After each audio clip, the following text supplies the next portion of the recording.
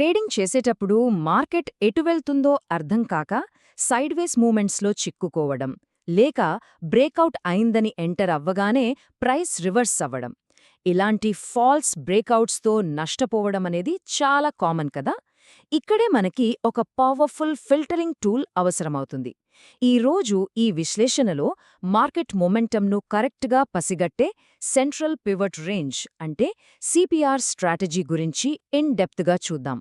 ఈ సెషన్లో మనం కవర్ చేసే టాపిక్స్: సిపిఆర్ ఇండికేటర్ని డీకోడ్ చేయడం, వైడ్ మరియు నారో సిపిఆర్ మధ్య difference, wide CPR by setup, trade execution and risk management, ఫైనల్గా ద సైకాలజీ ఆఫ్ సిపిఆర్. ముందుగా మొదటి భాగం, డీకోడింగ్ ద సిపిఆర్ ఇండికేటర్. అసలు ఈ సిపిఆర్ అంటే ఏంటి?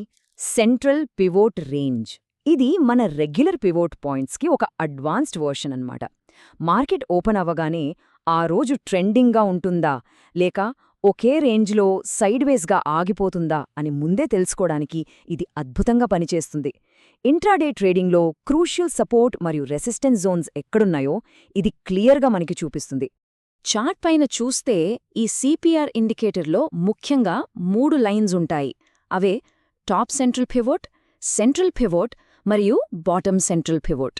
ఈ 3 లైన్స్ కలిపి చార్ట్ పైన ఒక బ్యూటిఫుల్ స్ట్రక్చర్ని ఫామ్ చేస్తాయి. ఈ స్ట్రక్చరే మనం ట్రేడ్ తీసుకోవాలా వద్దా అనేది డిసైడ్ చేస్తుంది. ఇక రెండవ భాగం, వైడ్ వర్సెస్ నారో సిపిఆర్. ఇప్పుడు చార్ట్లో ఈ లైన్స్ని బట్టి మార్కెట్ కండిషన్స్ని ఎలా ఐడెంటిఫై చేయాలో చూద్దాం. ఈ 2 రకాల పరిస్థితుల మధ్య చాలా స్పష్టమైన తేడా ఉంటుంది.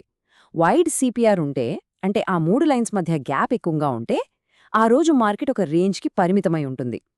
సపోర్ట్, రెసిస్టెన్స్ చాలా స్ట్రాంగ్గా పనిచేస్తాయి కాబట్టి ప్రైస్ తరచుగా రివర్స్ అవుతుంటుంది. అదే నారో సిపిఆర్ అంటే ఆ 3 లైన్స్ చాలా దగ్గరగా అతుక్కున్నట్లుంటే అది ఒక హై ప్రాబబిలిటీ ట్రెండింగ్ మార్కెట్. ఇలాంటి రోజుల్లో మనం స్ట్రాంగ్ బ్రేకౌట్స్ని ఎక్స్పెక్ట్ చేయొచ్చు. అయితే దీని వెనుక ఉన్న అసలు secret institutional psychology. Wide CPR ఉన్నప్పుడు పెద్ద పెద్ద ఇన్స్టిట్యూషన్స్ అక్యుములేషన్ ఫేజ్లో ఉంటాయి. అందుకే ప్రైస్ ఒకే రేంజ్లో అటూ ఇటూ తిరుగుతూ ఉంటుంది. కానీ నారో సిపిఆర్ ఫామ్ అయితే అక్కడ భారీ మొమెంటం బిల్డ్ అవుతోందని అర్థం. ఇక్కడే మనం పెద్ద పెద్ద మూవ్స్ని పట్టుకోవచ్చు.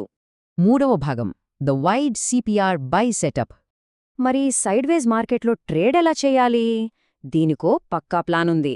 స్టెప్ 1, ముందుగా స్టాక్ లేదా ఇండెక్స్ చార్ట్ని ఓపెన్ చేయాలి.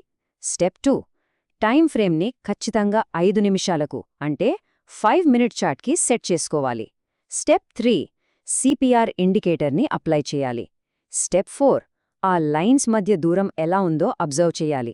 ఒకవేళ గ్యాప్ ఎక్కువగా ఉంటే అది వైడ్ సిపిఆర్, అంటే ఆ రోజు మార్కెట్ సైడ్వేస్లో ఉండబోతోందని మనం మెంటల్గా ప్రిపేర్ అయిపోవాలి. వైడ్ సిపిఆర్ కన్ఫర్మ్ అయ్యాక మనం బ్లైండ్గా ఎంటర్ అవ్వకూడదు. ప్రైస్ కిందికి వచ్చి సపోర్ట్ ఏరియాను టచ్ చేసినప్పుడు ఖచ్చితంగా రివర్సల్ క్యాండిల్స్ కోసం వెయిట్ చేయాలి. ఉదాహరణకు ఒక పర్ఫెక్ట్ హ్యామర్ క్యాండిల్ కానీ, బులిష్ ఇంగల్ఫింగ్ ప్యాటర్న్ కానీ, లేదా కనీసం ఒక స్ట్రాంగ్ గ్రీన్ క్యాండిల్ సపోర్ట్ మీద ఫామ్ అవ్వాలి. ఇది మార్కెట్లోకి బయర్స్ ఎంటర్ అవుతున్నారనడానికి ఒక సాలిడ్ సిగ్నల్.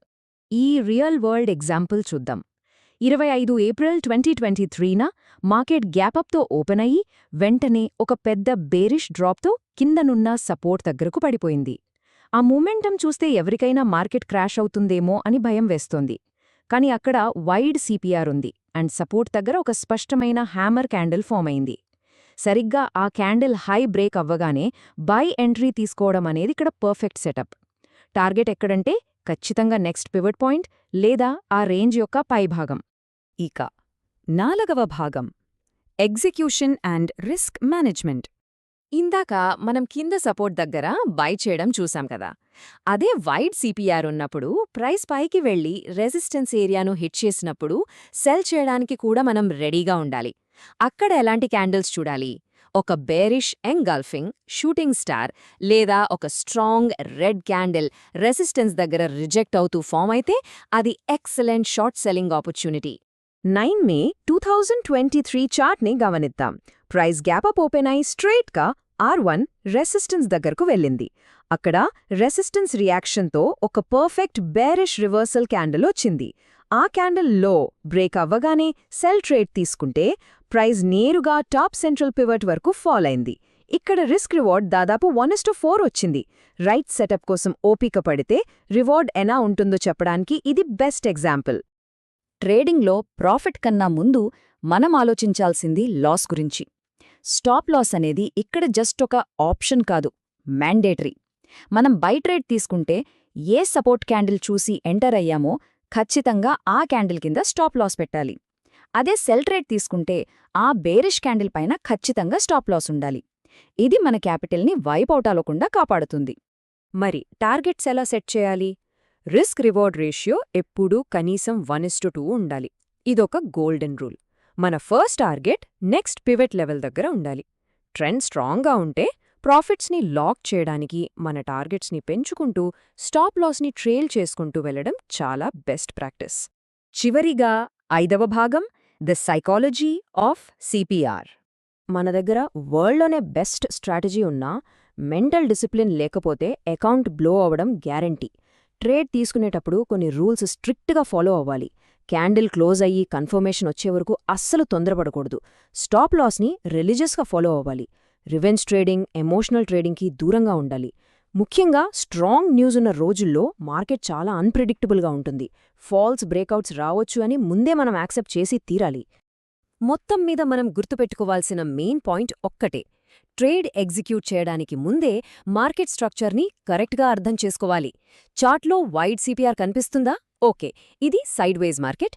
కేవలం సపోర్ట్ అండ్ రెసిస్టెన్స్ రివర్సల్స్ దగ్గర మాత్రమే ప్లే చేయాలి. నారో సిపిఆర్ ఉందా? అప్పుడు మార్కెట్ ట్రెండ్ అవ్వడానికి రెడీగా ఉందని బ్రేకౌట్స్పై ఫోకస్ చేయాలి. ఈ సెషన్ని ముగించే ముందు ఒక చిన్న ప్రశ్న. మార్కెట్లో ట్రేడ్ తీసుకునేటప్పుడు ఆ ట్రేడ్ని స్ట్రాటజీ నడిపిస్తోందా లేక ఎమోషన్ నడిపిస్తోందా?